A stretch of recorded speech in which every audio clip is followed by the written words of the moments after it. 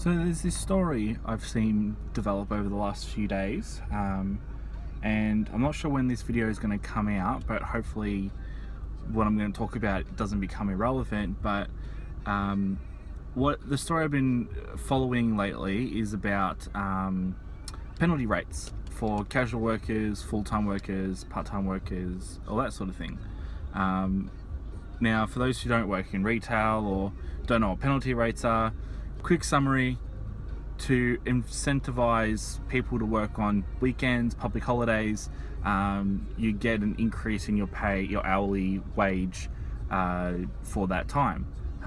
So for example, if you get paid $10 an hour, then on a Sunday you'd get time and a half, which basically means you get what your normally hourly rate is, $10 per hour plus an extra half of that, $5, so you get $15 per hour.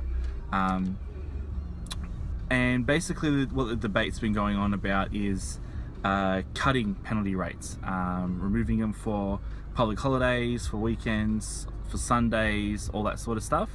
And as of today, I've found out that they have cut Sunday penalty rates, which is going to cost some casual workers about $109 per week.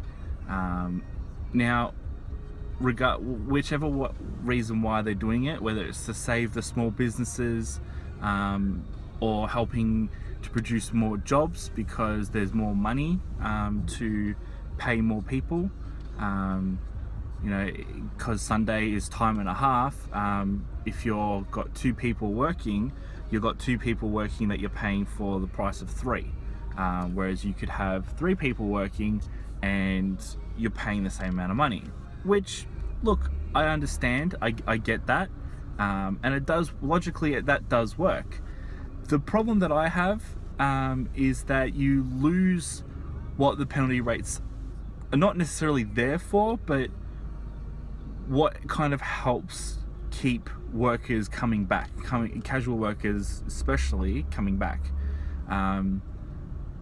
When I was working in retail, working the crappy shifts like Christmas Eve, Boxing Day, those sort of times, having penalty rates definitely persuaded me to do those shifts more so than missing the shift and, you know, having dinner with family or whatever, because I thought, well, I work for 3 hours, and because public holidays was double time and a half, I'm basically getting paid double what I would normally get paid. So if I work 3 hours, it's like I worked 6 hours.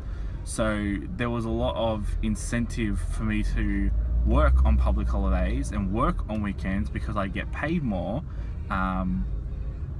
and it just gave me more motivation to actually want to work those shifts.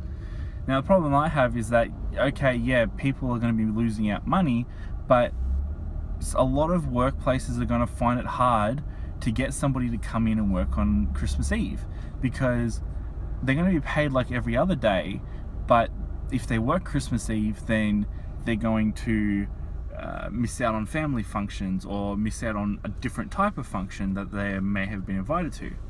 Now, as of recording this video, they haven't removed public holiday penalty rates.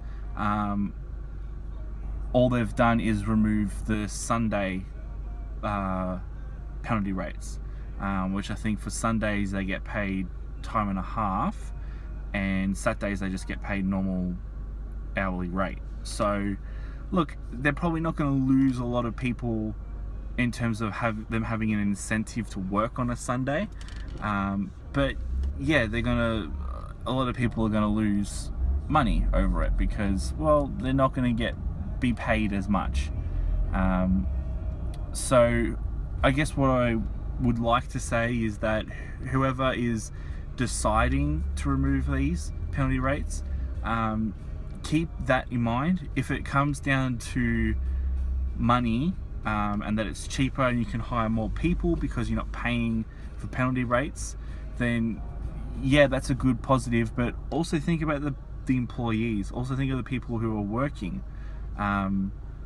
they're going to be losing money over it. They're not going to be paid as much. They're not going to be able to afford to pay for their bills in some cases.